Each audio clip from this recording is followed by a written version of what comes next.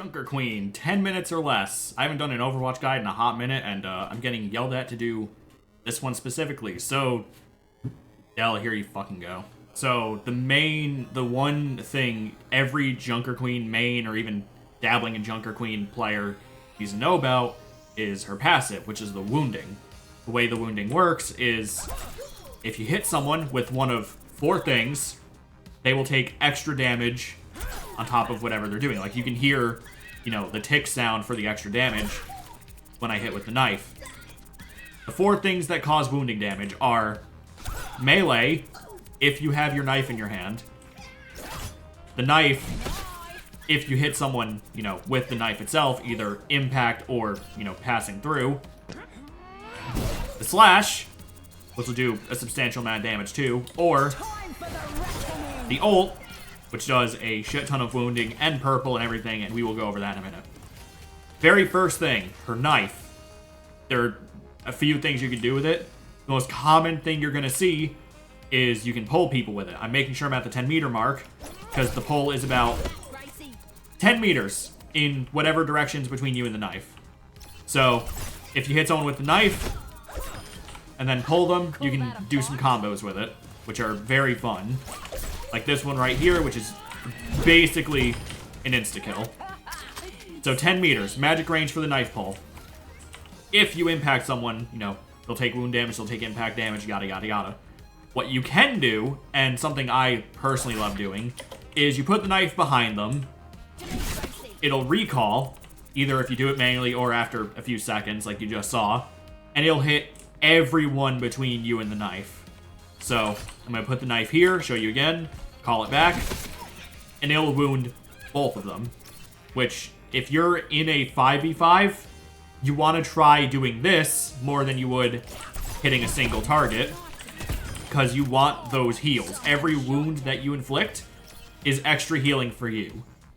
So if I'm in a fight against someone, I probably should hit both of them instead of only hitting the one. And they'll still hit. You want to hit both of them to get as much healing as possible in a fair fight.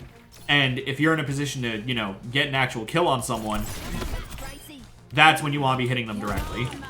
So, hit them directly with a knife if you want to go for a kill. And try to go for this sort of line of death if you want the healing.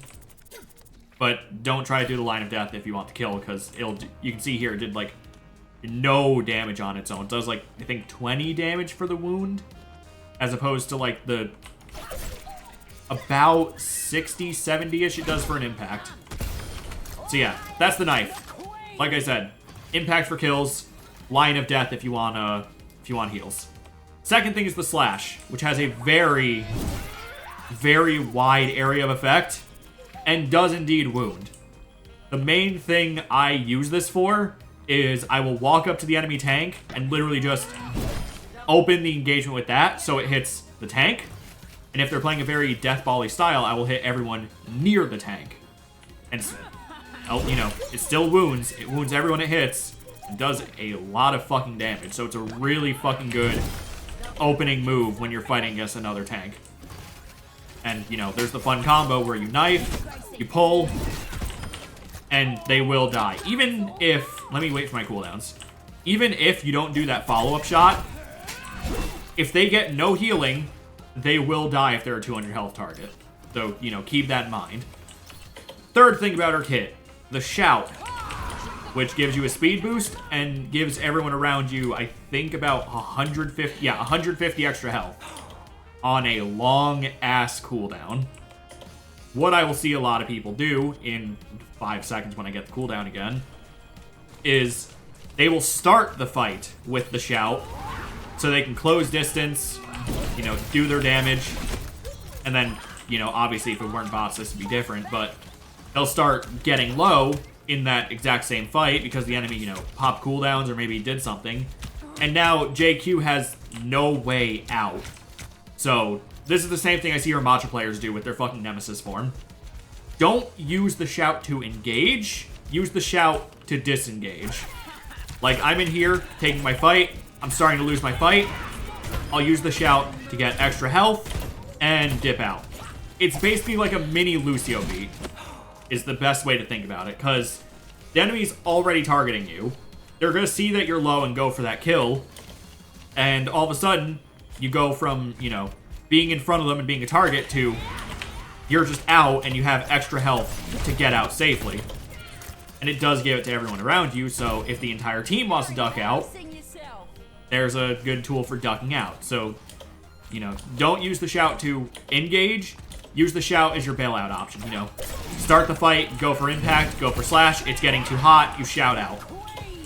And then, you know, you wait for your cooldowns to come back, you wait for your shout to come back. And then, you know, re-engage, actually hit your knife, don't be like me. And then back off. So yeah, that's the shout in a nutshell. The shout's not really that hard. The last thing is Rampage, and this is one that's going to take a lot of fucking aim, like more than people think. Rampage, you will go in a straight line, like a Ryan charge. You can't really turn it. Everyone you hit gets wounded, gets purpled, and takes a pretty decent amount of impact damage.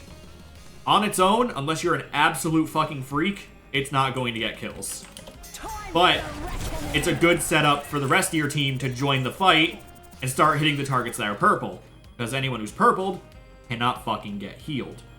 So don't go using it for, you know, don't try to just take a 1v5 with this.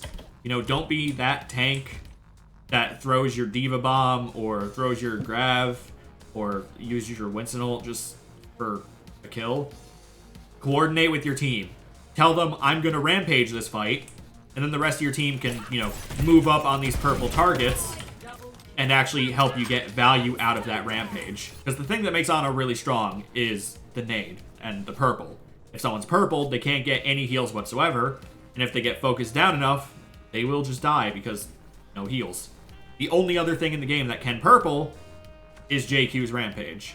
So it is really fucking strong to be able to purple an entire line of people and, you know, win the fight off that with all the healing you're getting. Because you're getting healing from the Rampage. You can then, you know, hit them with the knife and get, you know, that wound. Hit them with slash, get that wound. You can stack these wounds. Like, you can put wounds on anyone, and you can stack the wounds. You can give them Rampage and slash and knife wounds. You can give them knife and, you know, you can just stack the wounds. The only thing you can't do is, like, double up on the same wound. It's the only thing you can't do, but you really shouldn't have to. And, yeah, that's everything off the top of my head for JQ. She's really fucking aggressive. She is really fucking strong right now. And oh, she only gives her team 75 with the shout. Okay, that's good to know. She gets 150. The team gets 75. I'm glad I did that. Yeah, JQ is insanely fucking strong. If you're not in the very front as JQ, you are doing something very fucking wrong as JQ. And also, you know, her slash and her shout and Rampage all ignore shields, and they ignore, you know, grasp and diva eat. And yeah, JQ's just really strong right now. Ace, Del, go fuck yourself.